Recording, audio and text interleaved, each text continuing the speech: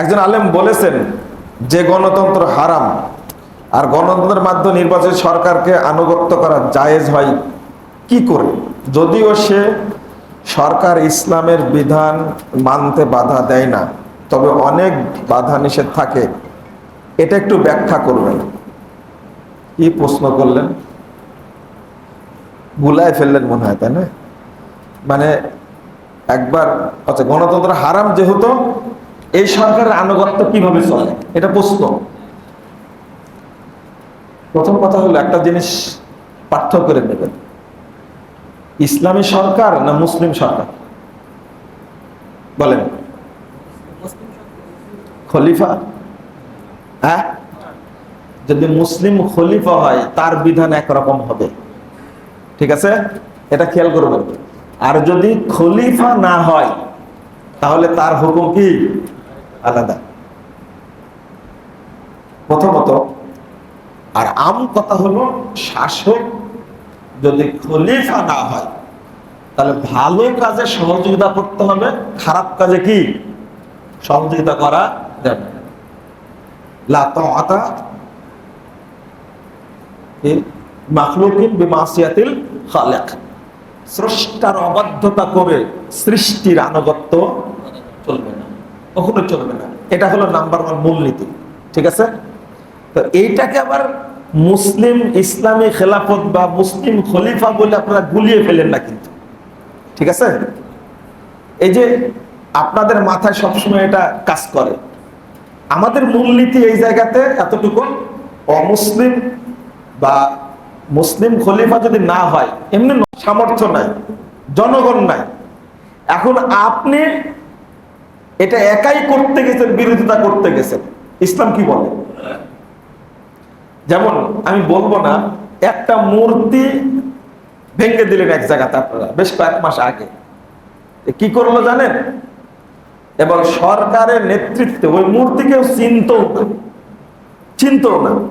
এখন কি করলো, ওই মূর্তিকে নতুন করে এত সুন্দর করে তৈরি করলো, করে এবার প্রশাসন পাহারা বসালো।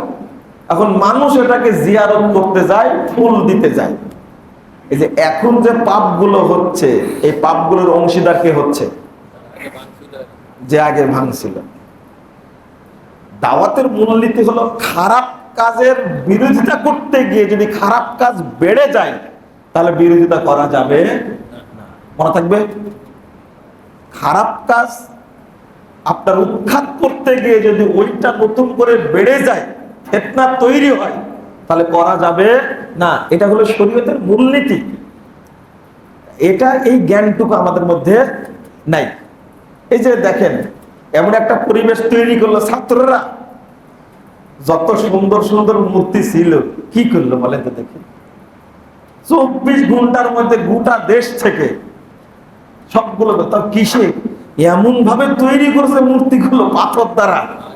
সে কি লাগালো, ড্রেজার লাগালো, ভেকু লাগায়া একবারে সব জায়গা থেকে মূর্তি শেষ করে দিল, এবং সেনাবাহিনীর লোকেরা মূর্তি ভেঙে দিল।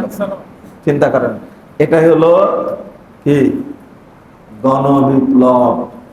যেদিন গণবিপ্লব হবে তাওহীদের পক্ষে, সেদিন কিছুই থাকবে না, বুঝলেন কথা? এইগুলো তো আগে বলা যেত না, আজকে বললাম, তাই আল্লাহ যেন মানুষকে বুঝার তৌফিক দান করেন। আমরা বলি ইসলামের কথা, খেপে যায় ওরা, বুঝেও না তারা। আচ্ছা আচ্ছা, অনেক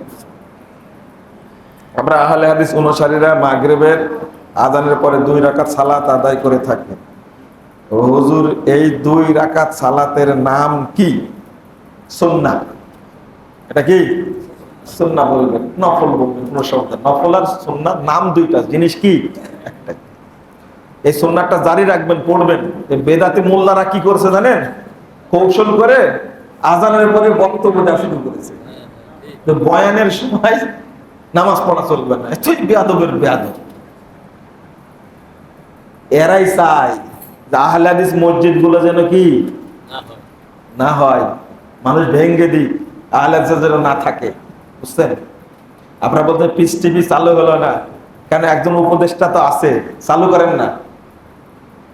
আহমদ খালেদ হোসেন ওনার মানসিকতা আমি জানি যে বেশ বড় মানসিকতা, এবং জাকির নায়কের প্রতি আমি শুনছি তার একটু একটু হলেও নরম তিনি।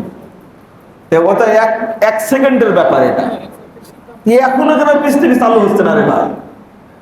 এখন বলবেন যে আপনি তো আহলে হাদিস, আপনারা বলেন আহলে হাদিসদের কথা কে মানে রে ভাই?